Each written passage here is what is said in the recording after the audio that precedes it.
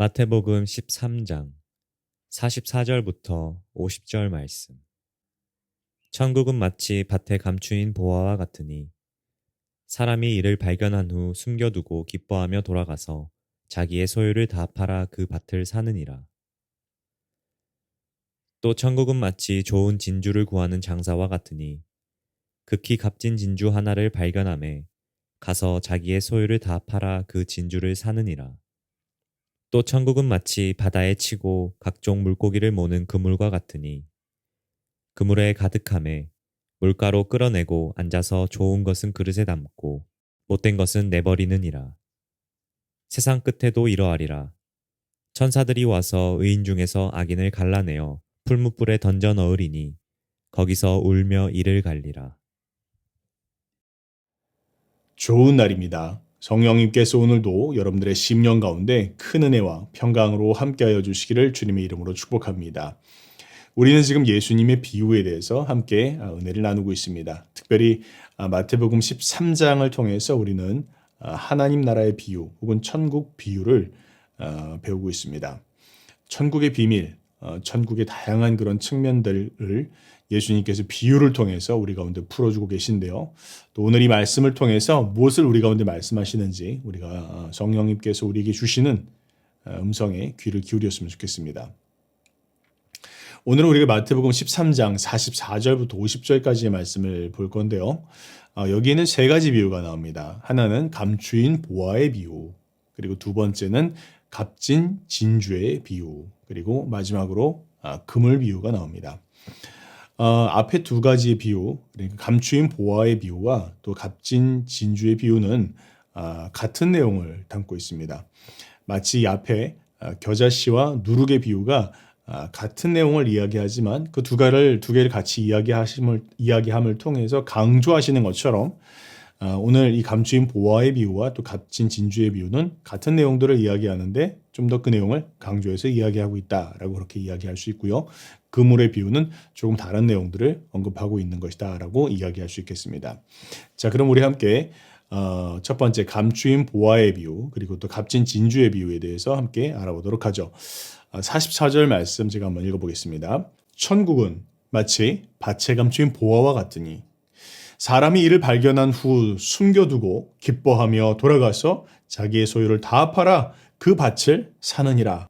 자, 오늘 본문의 맥락을 한번 생각해 봅시다. 어느 한 사람이 있었습니다. 이 사람이 밭을 갈고 있었어요. 그런데 어느 날 밭을 갈다가 무엇인가 밭에서 걸렸습니다. 무언가 한번 이렇게 살펴봤더니 대단한 뭔가가 있는 것 같습니다. 상자에 들어있었겠죠. 그걸 열어보니까 엄청난 보화가 그 안에 담겨 있는 거예요. 이제 너무 놀랐습니다. 그리고 곰곰이 생각해 봅니다. 아니 어떻게 하면 내가 이 보화를 합법적으로 내 것으로 삼을 수 있을까를 생각해 봅니다. 그러다가 이가 생각하는 것이 내가 이 밭을 전체를 내가 다 사야 되겠다라고 생각을 합니다. 아마 이 사람은 소장농이었던 것 같아요. 이 밭이 자기 밭이 아니었습니다. 그래서 이는 주인에게 이 밭을 사기로 합니다. 그런데 이 사람은 너무 가난한 사람이었어요. 그래서 자기가 가지고 있는 모든 것을 몽땅 다 팔아서 혹은 심지어는 은행에 빚을 내서 다 팔아서 이제 이 밭 전체를 사게 되어졌다라는 것이 오늘 이 본문이 이야기하고 있는 바입니다. 자, 무엇을 이야기하는 것일까요? 첫 번째 우리가 이해할 수 있는 것은 천국은 그와 같이 참으로 값진 곳이다.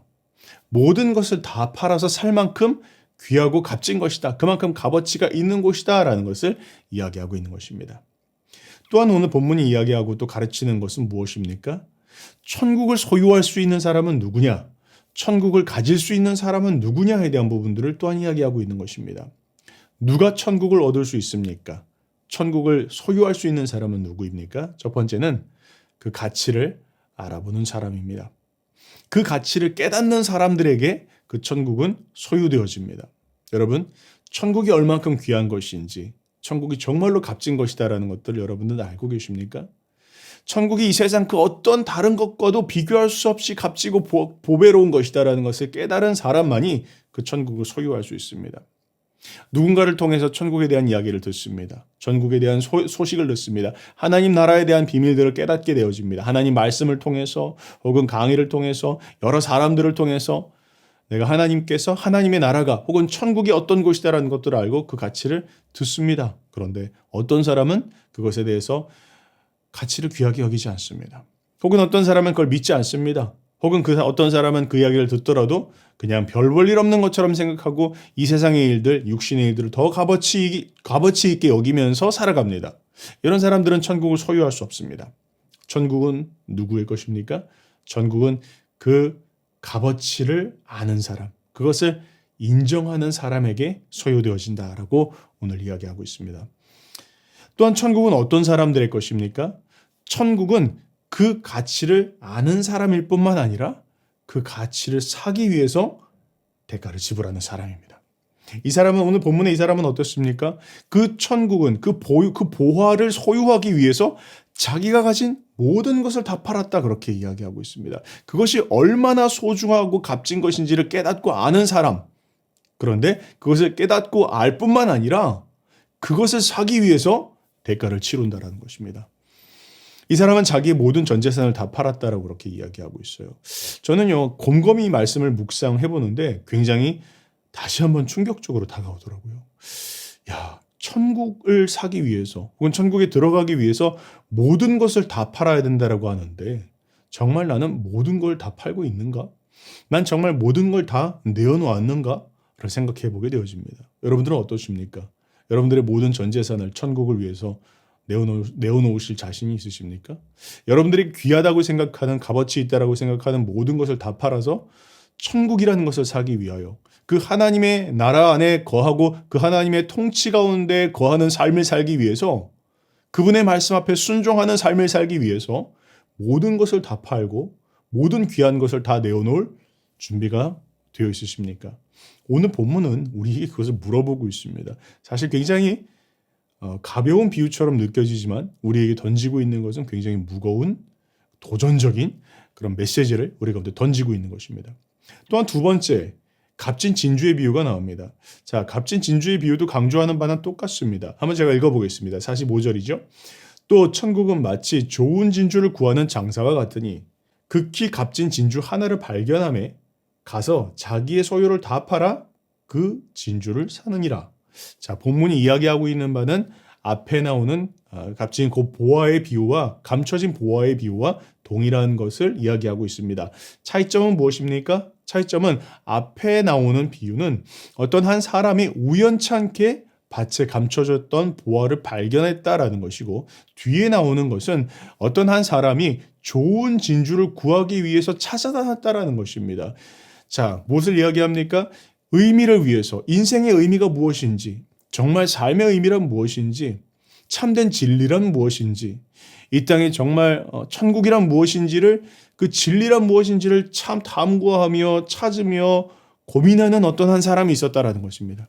그 가장 값진 것을 발견만 한다면 모든 것을 다 팔 수 있는 준비가 된 사람이었습니다. 그런데 그가 마침 정말 그렇게 애쓰고 찾고 구하던 좋은 진주를 그가 만나게 되었습니다. 그랬더니 자기가 가지고 있는 모든 것을 다 팔아서 그것을 사게 되었더라라는 것이죠. 그러니까 앞에 나오는 비유는 우연치 않게 진리를 발견하고 하나님의 나라의 비밀을 발견하고 깨닫게 된 것이다라면 뒤에 나오는 비유는 그것을 의도적으로 찾고 구하는 가운데서 발견했다라는 것이죠. 그 차이입니다. 그러나 강조하고 있는 바는 동일한 것입니다. 무엇입니까?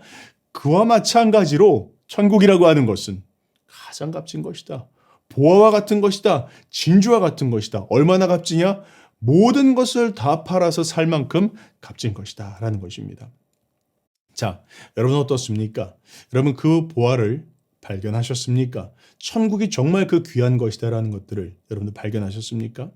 친구의 전도를 통해서 혹은 우연찮게 나간 교회 안에서 혹은 어떤 사람들에게 소개받은 복음의 내용에 있어 혹은 책자 안에서 혹은 무언가를 보다가 여러분들 정말 천국이 야 이런 곳이구나라는 것들을 발견하였습니까? 우리 인생 가운데 그런 시간들이 찾아옵니다. 하나님께서 우리 인생 속에서 천국이 무엇인지를 보여주시고 깨닫게 해주시는 그런 순간들이 찾아옵니다.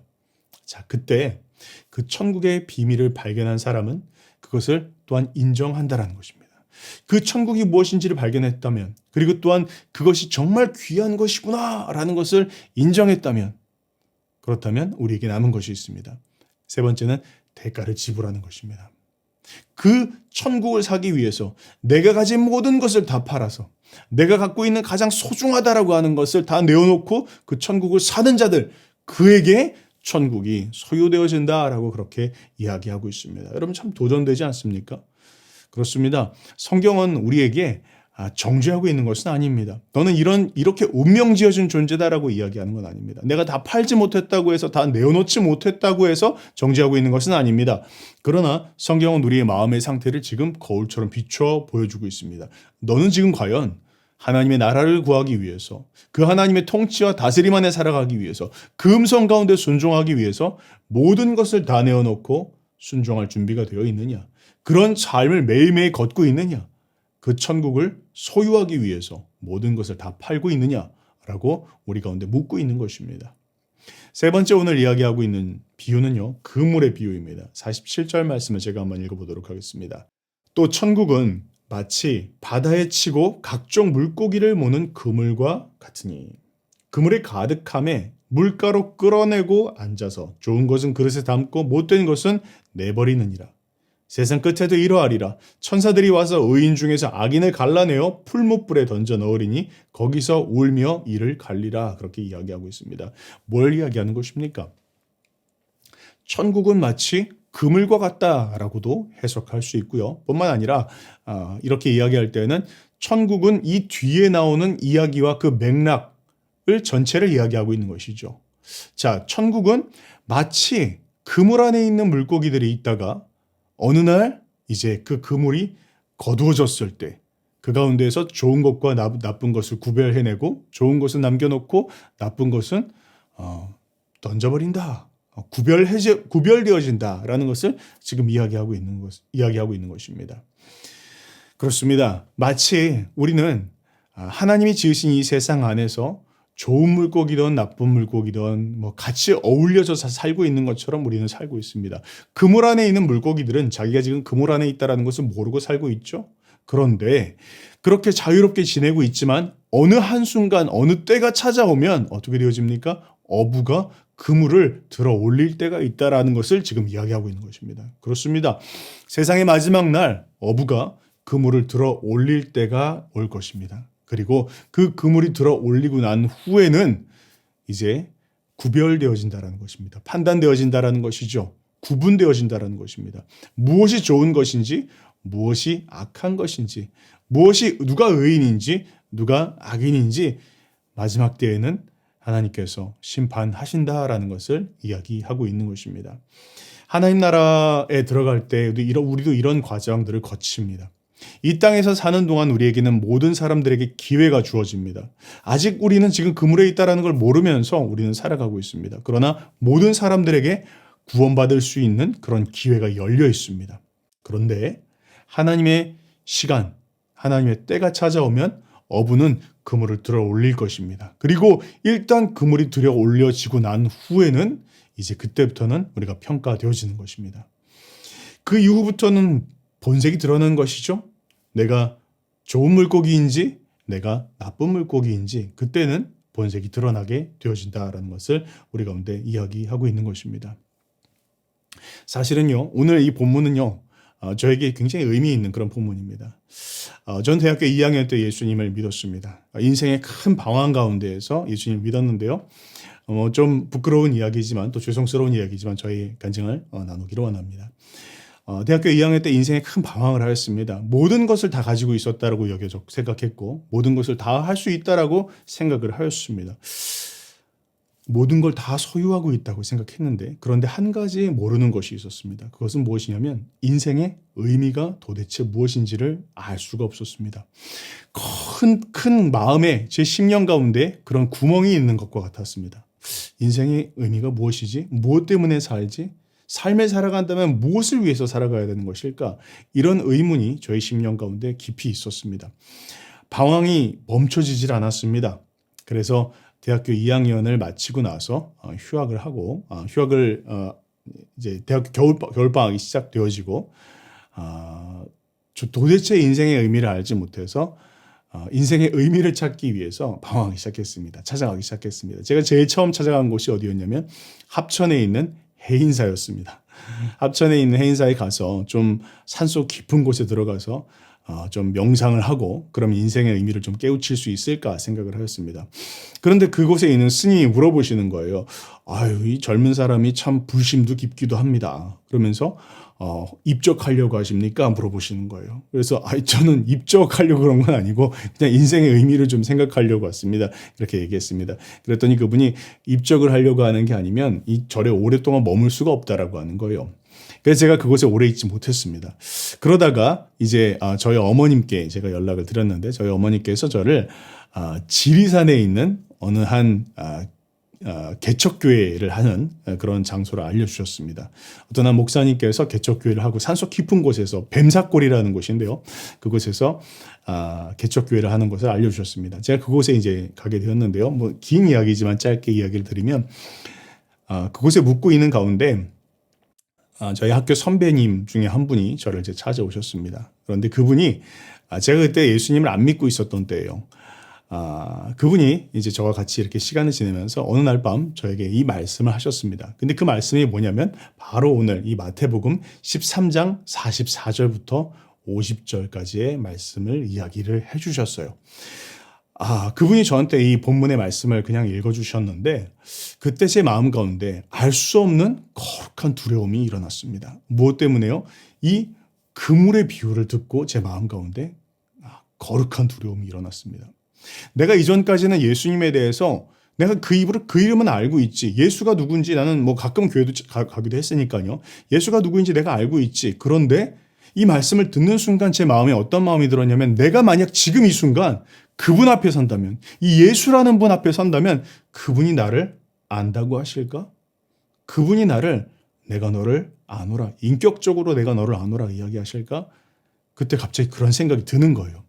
그러면서 그때 제 마음 가운데 들었던 건 이분이 나를 모르신다고 할 것 같다. 내가 내 인생을 봐도 내가 이분의 이름은 알고 있었지만 이분과 어떤 인격적 관계도 맺고 있지 않았다라는 것이 그때 깨달아졌어요.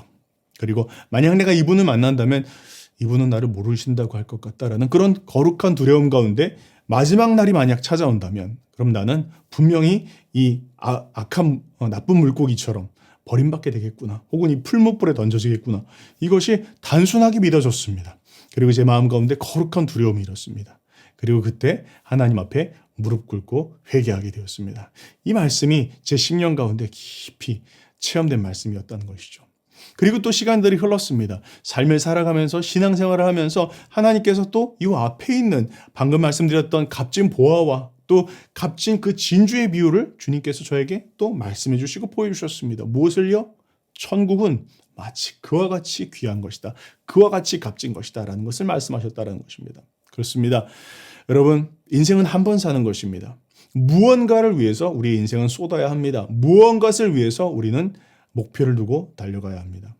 그런데 하나님께서 우리 가운데 친히 보여주시는 것입니다. 너의 인생 가운데 값진 것이 있다. 모든 것을 다 팔아서 살 만큼 값어치 있는 것이 있다. 그게 아파트가 아닙니다. 그것이 어떤 좋은 결혼이 아닙니다. 그것이 어떤 이 세상의 성공이 아닙니다. 모든 것을 다 팔아서 살 만한 값어치가 있는 것이 이 세상에 유일하게 있다면 그것이 무엇입니까? 천국이라는 것입니다. 하나님의 나라라는 것입니다. 그분의 통치 안에 거하는 것이다라는 것입니다. 그분의 매일매일의 말씀 앞에 순종하는 삶이라는 것입니다. 그분의 통치와 다스림 안에 살아가는 것이 이 세상 그 어떤 보화보다 귀한 것이다. 모든 것을 다 팔아도 살만한 값어치가 있는 것이다 라는 것을 우리 가운데 말씀하시는 것입니다. 여러분, 그 천국을 사시기 바랍니다. 말 그대로 그렇게 주님의 음성 앞에 순복하며 살아갈 때 우리의 삶은 천국입니다. 그분의 통치와 다스림 안에서 살아가게 되는 것입니다. 주님은 오늘 이 말씀을 통해서 우리 가운데 그것을 가르쳐주고 계신 것입니다. 사랑하는 여러분, 우리 인생 하나님께서 가장 값진 것, 가장 귀한 것 무엇인지 말씀하고 계십니다. 그것이 바로 하나님의 나라, 그분의 통치, 그분의 다스림 안에 매일매일 살아가는 것입니다. 또한 그분께서는 우리 가운데 마지막 때의 그림을 말씀하고 계십니다. 마지막 때는 하나님께서 그물을 당기실 때가 찾아옵니다. 우리가 이 땅 가운데 무엇을 위해서 살아갔는지, 그저 내 의를 추구하면서 내 옳은 방향만, 내가 옳다라고 여기는 것만 추구하는 그런 삶을 살았는지, 혹은 하나님께서 우리 가운데 주신 의, 그분께서 옳다라고 여기는 그런 삶을 살았는지 우리의 삶을 돌아보아야 할 것입니다. 마지막 때 그런 심판이 있을 것입니다. 그 심판 가운데 의인으로 인정받는, 그리고 하나님께서 좋은 것이다라고 칭찬하는 그런 삶을 사시는 저와 여러분들 되시기를 주님의 이름으로 축복합니다.